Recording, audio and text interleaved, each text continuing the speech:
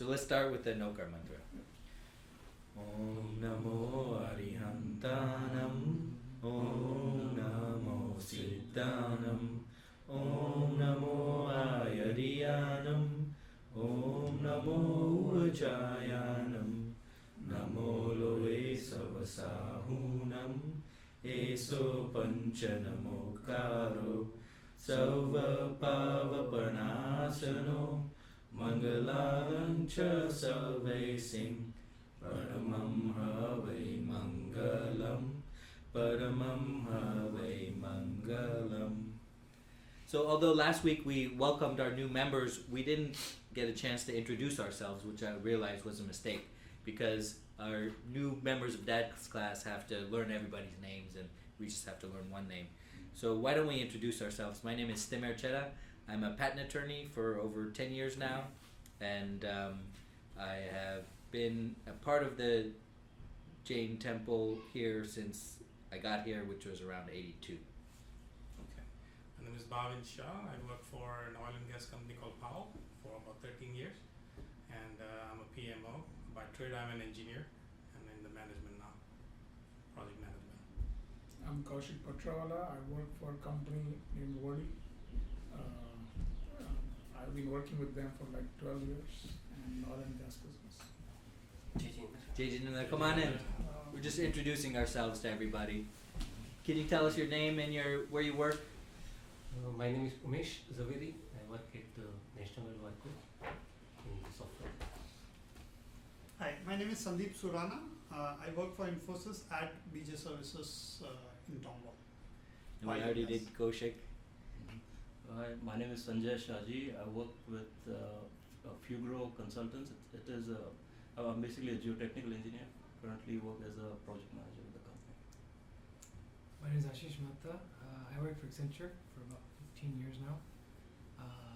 And I am IT software, I guess, trading application. And I've been affiliated with Jain Society similar to Demirian since the 80s.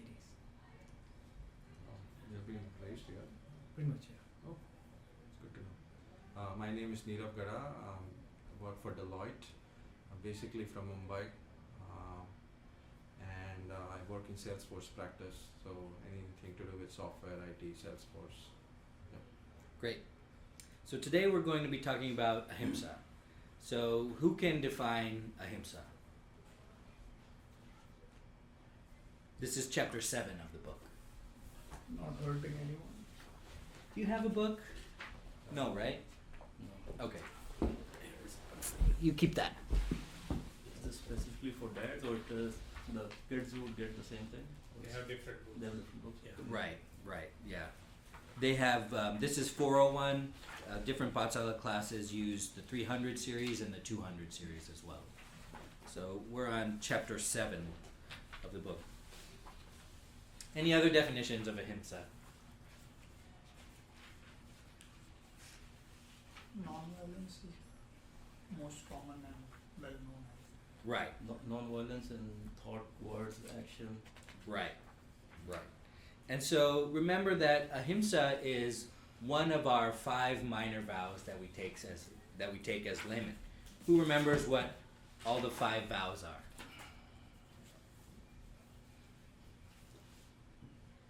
Non-violence is number 1. Number 2 is Truth. right. Non-lying, Non-possessiveness? non-attachment, Greedy.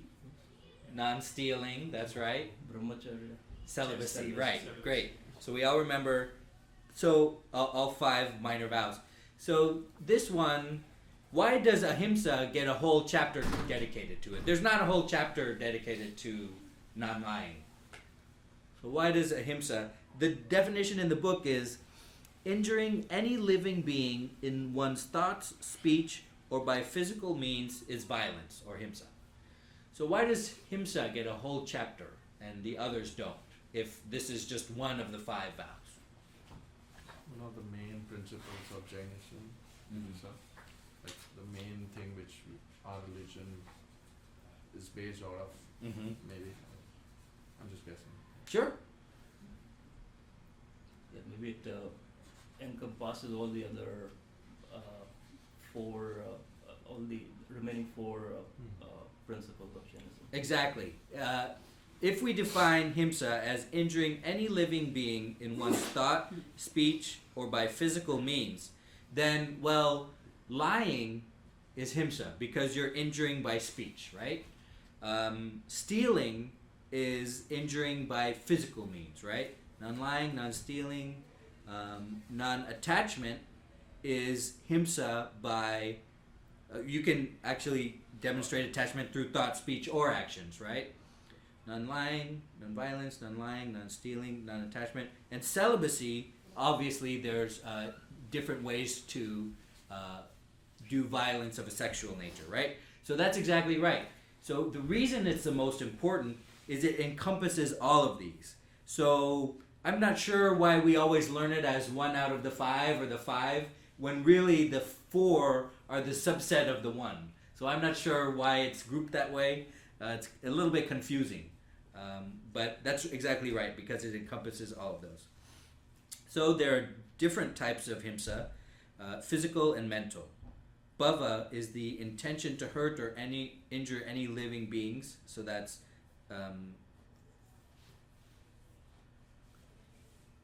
so dravya is the actual hurt, and bhava is the intention to hurt.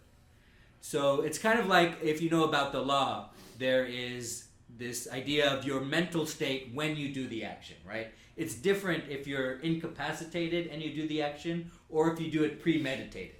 So, for example, the one probably everybody knows is if you murder somebody in an act of passion because you were enraged because you just found out about something, that's considered different than if you planned something for months or weeks beforehand. Then they call that premeditated murder, right? Which is more harmful. And so Jainism has a similar kind of outlook on it, in that if you have the intention to hurt or injure, that is more harmful than if you did the act on accident.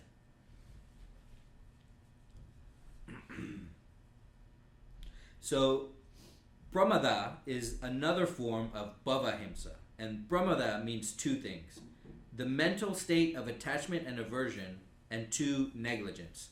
So negligence is a little better, but still himsa, right?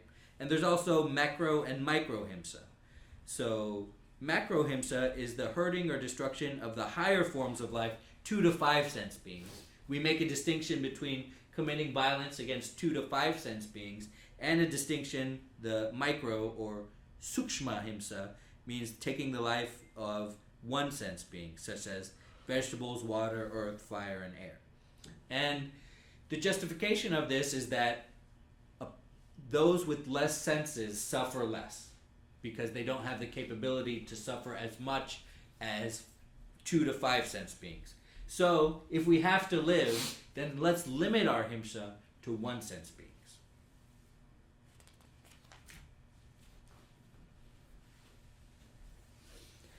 So for the major vows, remember, for the major vows, these are taken by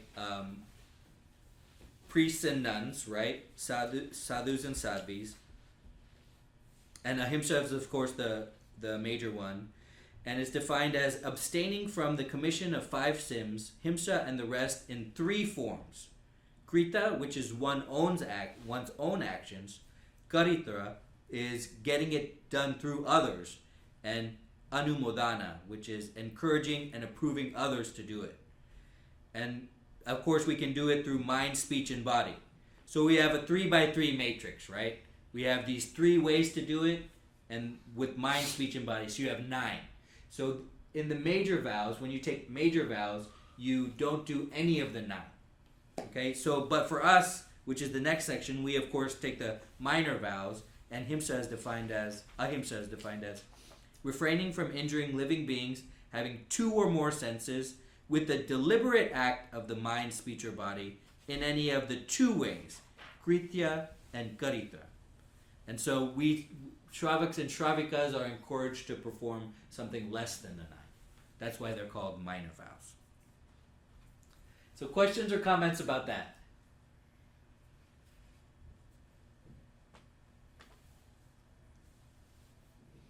Okay, so we go on to further classify himsa. There's many different classifications into 3 parts. Occupational violence and non-occupational violence. Sorry, 2 parts. And occupational violence is further subdivided into 3 parts. Industrial violence, common violence, and defensive violence. So, industrial violence is the himsa you commit in your job or profession.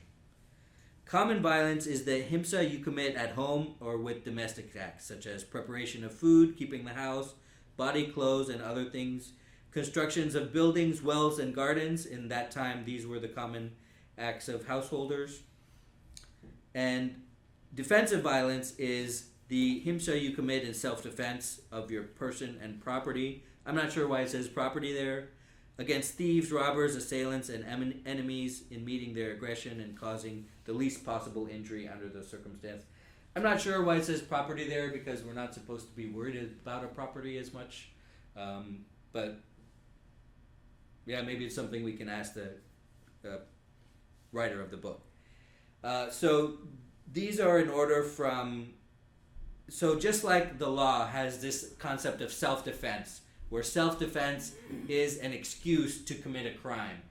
Not an excuse to commit a crime, that's not right. A defense when you're charged with committing a crime.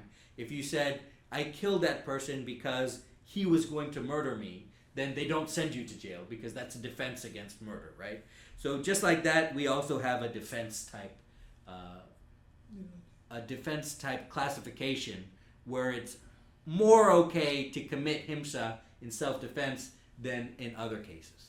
And what do I mean by more okay? I mean you attract less and weaker kinds of karma to your soul, right? Because that's what we're ultimately talking about, is how much karma we attract to our soul. So what does it mean by industrial violence? Like butcher houses. Job. Huh? Yeah, Butcher job. houses, and you can be, When you commit himsa in your occupation. Job. if you're working there in a place, If I work in construction and I'm... not construction, but But yeah, if it I'm could be. a yeah, building, it I'm could be. erecting a building, right? Yeah, Yeah, so even that- that too. Yeah, before you erect the Yeah. building, if you have to chop off the trees, Trees and clean the that yeah. that is Okay. it is industrial violence. At your job. Part of your job is to do that. So even for Software- Professionals? Software is Absolutely. okay. software engineers? Software is okay. You're good. You're killing some other type of bugs. Exactly. You know, But also ultimately what it is used for, right? Yeah. So That is true. we're using electricity, which is Yeah. also causing that, right? Yeah. Even in your job, if you are exploiting your subordinates, Yeah, you know, that is also that is also considered.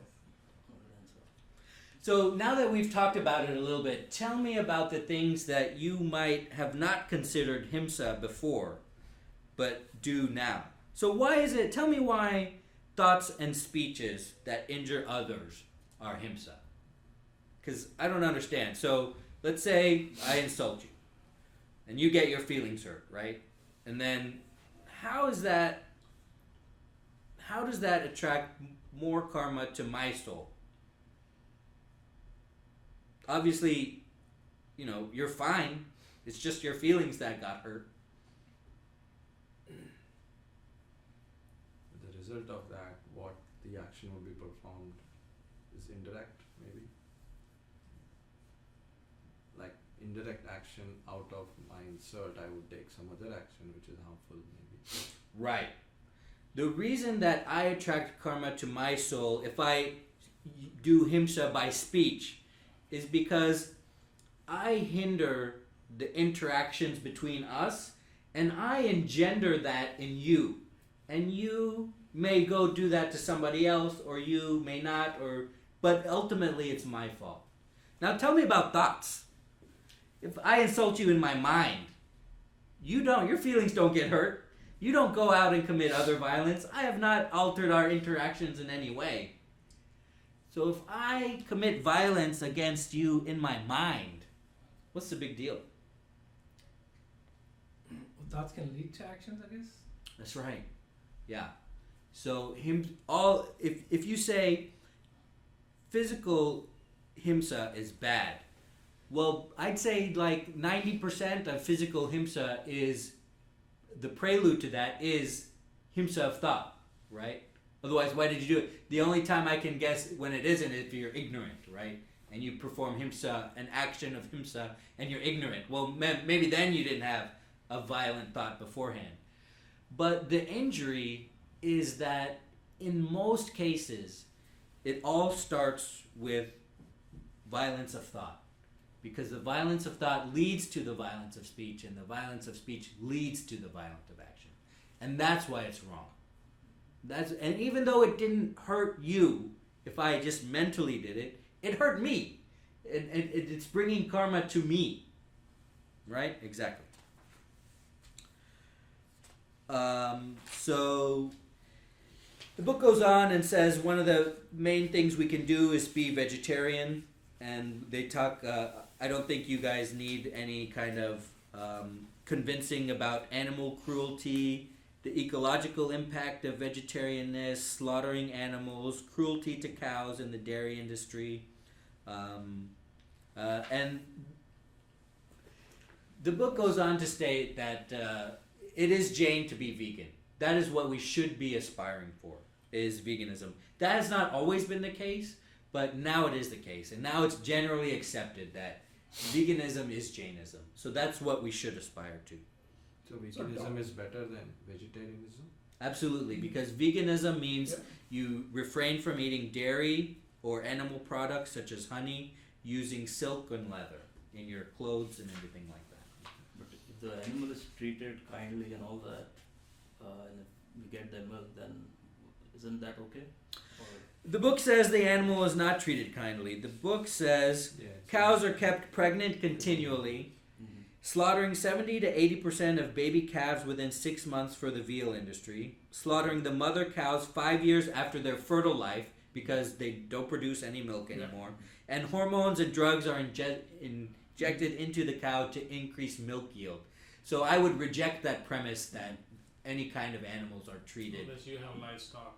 yeah, no. Again, I was when we buy milk from here Right. and all, I always have that thought. Okay, Right. where is it coming from and all. So I was actually inquiring here, like, are there any dairy farms where cows are treated kindly and all that?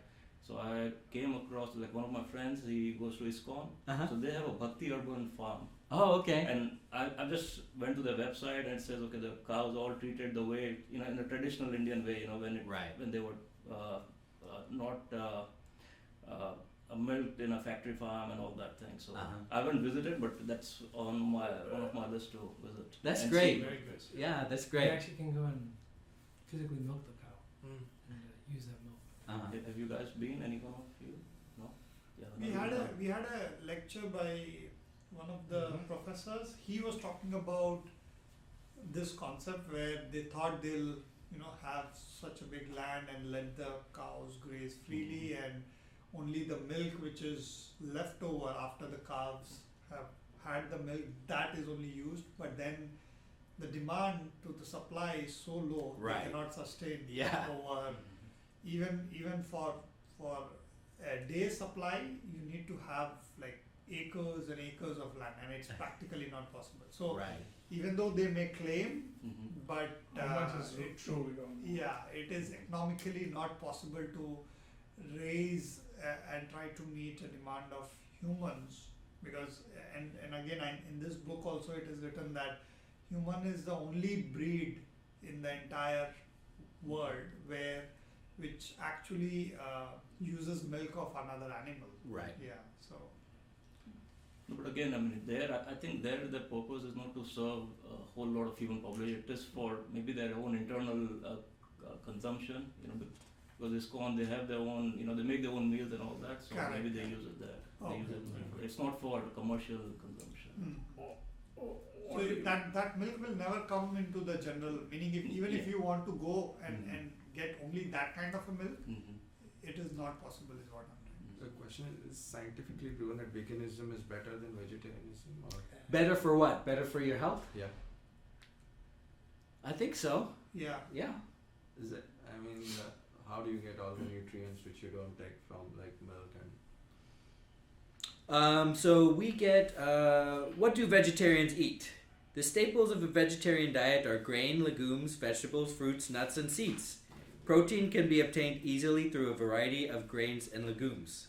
Fiber and essential vitamins, minerals, and carbohydrates are obtained from raw vegetables and fruits, and leafy green vegetables are rich in iron. Yeah, so that is vegetarianism, not veganism, right? Well, all those things are vegan. All of these things are vegan.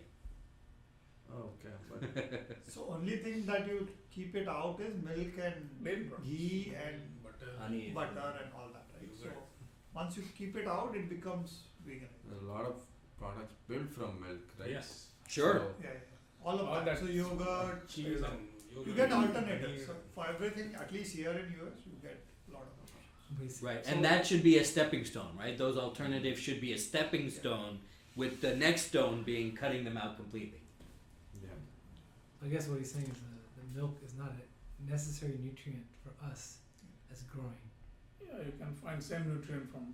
Like who is vegan here? You are vegan? Yeah. Oh, I'm, you are? I'm 99%. I've Okay. never given 100. I don't think so. Bangladesh got eaten, I guess. But you can make vegan too, but At least at home, yes, That's Right. excellent. Right. And it just depends on how far you are. And I encourage you to take whatever steps you can, whether it's at home or whether it's 99%. That's better than, it's not a black and white thing. It's not you are or you aren't, right? It's we're all getting to be that point, right? So we go next to rejection of drinking liquor. Obviously, liquor causes violence, and especially mental violence. Abandonment of honey in association with veganism, and dress and decoration. Don't wear silk and leather. The next bit is a little bit reactionary. It's a little bit hard to understand unless you know the meaning, the intent. The positive aspects of Ahimsa. That is, Ahimsa was criticized because it's kind of like a negative thing, right? Which is, the criticism is not valid because it's kind of like somebody shaking their finger at you and saying, don't do violence, don't lie, don't steal, and it doesn't tell you what you should be doing. But that's not right? Because it's just some people got their feelings hurt and decided they didn't like somebody wagging their finger at them. So now the definition of Ahimsa has become expanded to list positive things. That is, what you should be doing to practice Ahimsa, not just what you shouldn't be doing to practice violence. So the book states, it must be noted that the meaning of Ahimsa has not been confined to this negative aspect only. It has definitely been extended to include the positive aspect also. That is why it is strongly advocated in Jainism that householders should always strive to extend charity to others who are in need of help. It has been enjoined upon householders to follow the practice of giving dan, or religious charity, to organize welfare activities with the help of charities, to help weak animals and birds, and to indoctrinate the spirit of toleration towards the followers of other faiths or religions. And then we get this whole section about dan, right? About charities. But this is not supposed to be here because we're supposed to be talking about this in the section about how you fight greed, right? Because that's where this is. So if you're looking at how to fight greed and you look it up in the book, which is chapter 8, and you look it up, that is, you'll get a page or two. But here you get 3 to 4 pages here about welfare and why you should do it. So this is kind of a little bit misplaced, but sure, we have to react to criticisms about our religion. So now we get into dan. So now we talk about giving dan is Ahimsa now. So that's why it's here. So since it's here, let's talk about it. So donation of money is great, of course, but donation of knowledge is highly superior to that of money, and service is the best form of donation. And there are 4 objectives for giving dan: to atone for the sins like unjust earning committed in the past, to employ in good activities the excess wealth saved after using it for one's own comfort, to accomplish philanthropic activities like constructing and maintaining educational institutions, hospitals, and religious places, and to serve the righteous people such as the saints and the learned, and etc. So there's a lot about dan in here. So there's like 10 different kinds, and it's further classified into different types, and the different types of gifts and welfare activities you can do. The gift of food, gift of medicine, extending fearlessness, which is giving shelter to living beings who are at risk, and the gift of knowledge, which is the gift of books. So we talk about Dan for a while. And then we go to the conclusion. So comments or questions? I never thought charity would become a part of Ahimsa as it is laid down in the book. Right. So here's the story. So if Ahimsa, remember we talked about it encompasses the other four, right? Yeah. So then Ahimsa, so when you can see chapter 8, the weapons that we use to fight anger, ego, deceit, and greed, right? So then those things also become part of Ahimsa. So everything we do to not lie, not steal, not be attached, and practice celibacy, well, all those things we use, they get wrapped up in Ahimsa too, which is why you see that Ahimsa is the major part of Jain religion, because if you start wrapping up all of those things in Ahimsa, then Ahimsa becomes everything. So that's why we talk about Dan here. That's why, and I don't know, so if we talk about charity, then why don't we talk about the other weapons we have, right? So why did they just stick that part in this section of the book? And then it ends, right? The chapter on Ahimsa ends. But we know that the next part, humility, straightforwardness, contentment, forgiveness, well, those are now all Ahimsa too, right? So I don't know. So, yeah, so why is it here? I don't know. But this entire book then is Ahimsa then, right? Because that's how we're defining it. Maybe they're trying to put this positive aspect more towards the charity of, So yeah, I mean, what he's saying is, well, why did they focus on the charity? Why didn't they focus on humility? Because that is Ahimsa, because, right? So, but we just got the one portion. So now let's talk about your life, right? So after we talked about this, and now like it's kind of all encompassing, and it kind of encompasses everything. Is there anything you thought previously that was okay, but now you realize it's Ahimsa? Yeah, flying on the plane is Ahimsa too. Right. Big time. Right. More and more we hear that and learn about it. Yeah, and if, now air is a one sense being, right? This is the most non-intuitive thing, right? Correct. The air and the earth and the wind and the water are alive.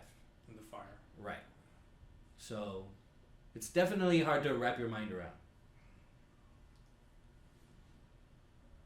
So solar energy is not considered an actual electric, if that's the case, or no, or is that less pop? So electricity is produced usually by moving a turbine and then storing that electricity in a plant, right? And solar energy is produced by using a solar cell and storing that energy in a plant. So it depends on what's moving the turbine. Steam certainly kills lots of things, and we have a lot of steam moving the turbine. Sometimes water moves the turbine. That's okay. Sometimes it is wind. Yeah, sometimes wind, that's certainly okay. I mean, traditional, I'm just speaking traditional, most are electric, some gas fired plant or some... Yeah, that's all very that bad, is- right, yeah. Right? And- Because they heat those to move the turbine, right? Because the hot air moves the turbine, right? And what about nuclear? These days it's nuclear powered, right? Right. That's the.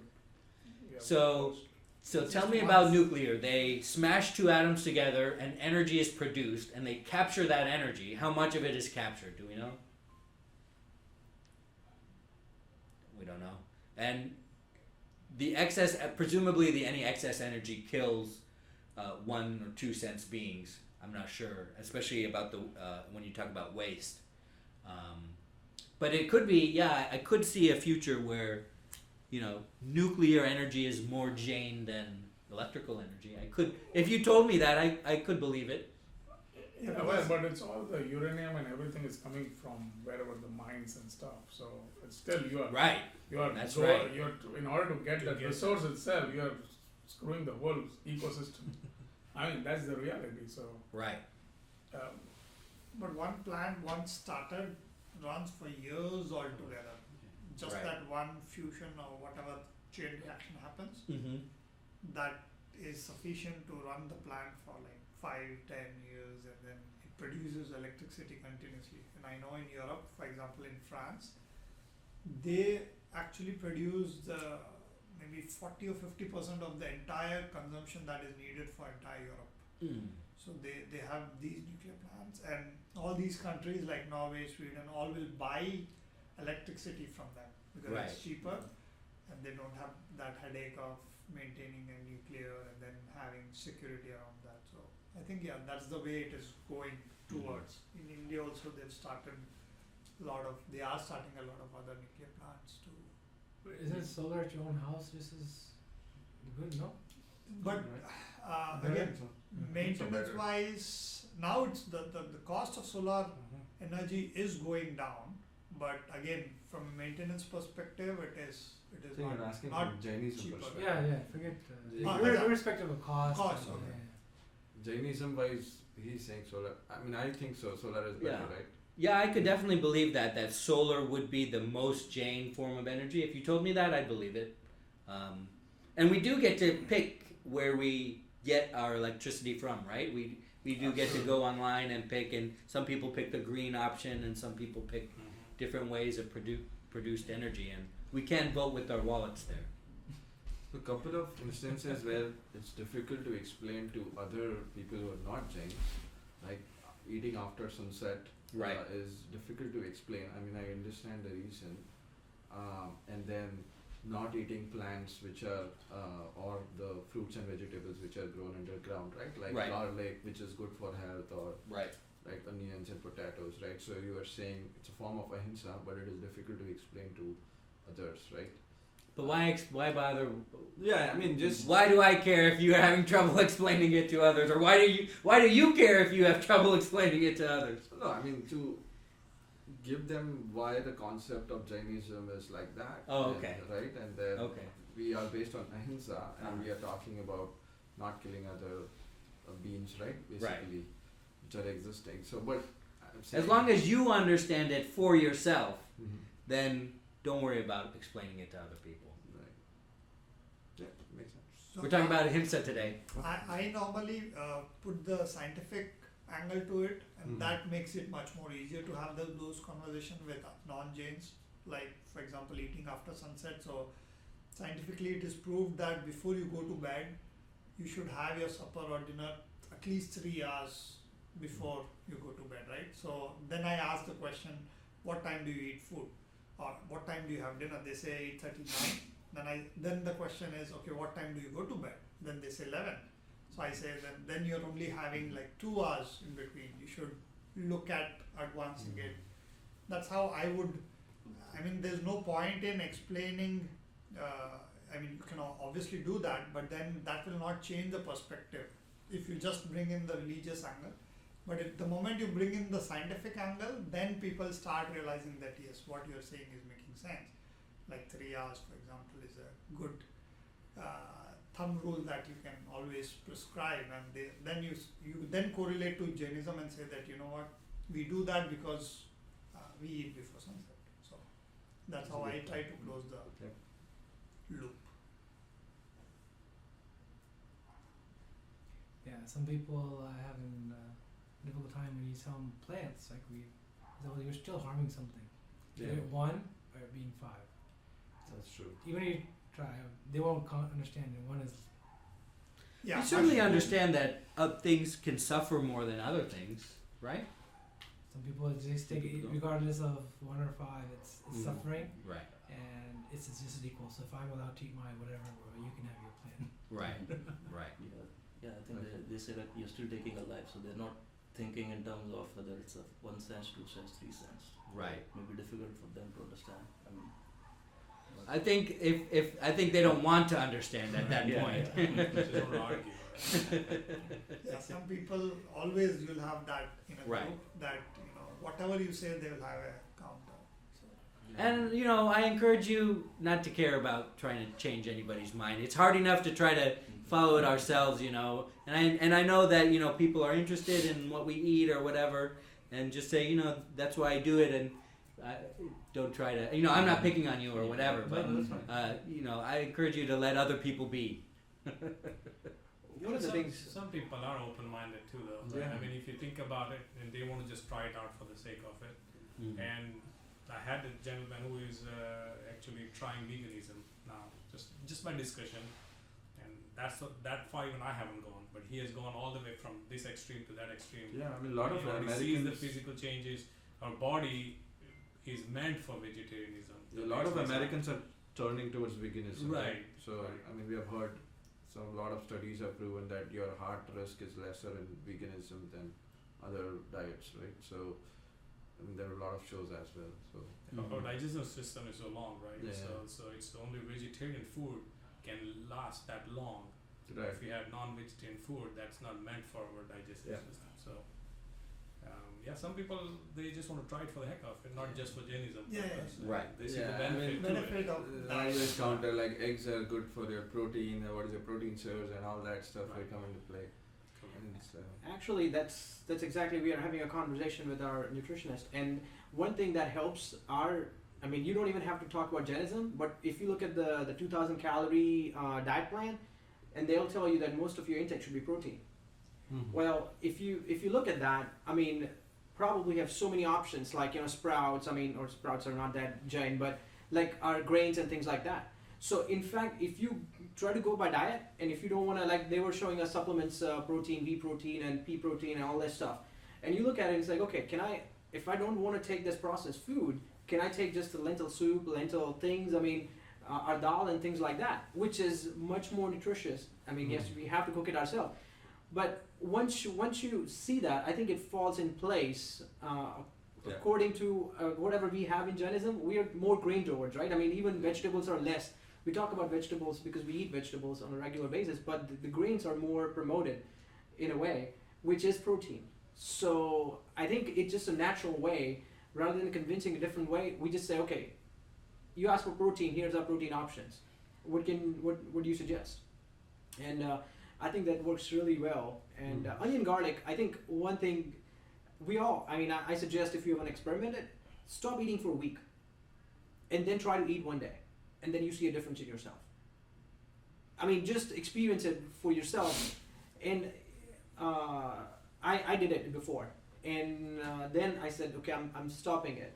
And I like potato chips, so I kept potato chips in my office drawer just to see if I'm going to be urged to do it. And you know what? I think it tells me that I don't really care for it anymore. So try that for yourself, and then you'll be able to explain the benefit to others, because I think you will see a change. You will experience in your body itself, and then it's easier to explain. Other questions or comments? Thank you so much for coming today. I really appreciate that. Thank you. Thank you. Thanks.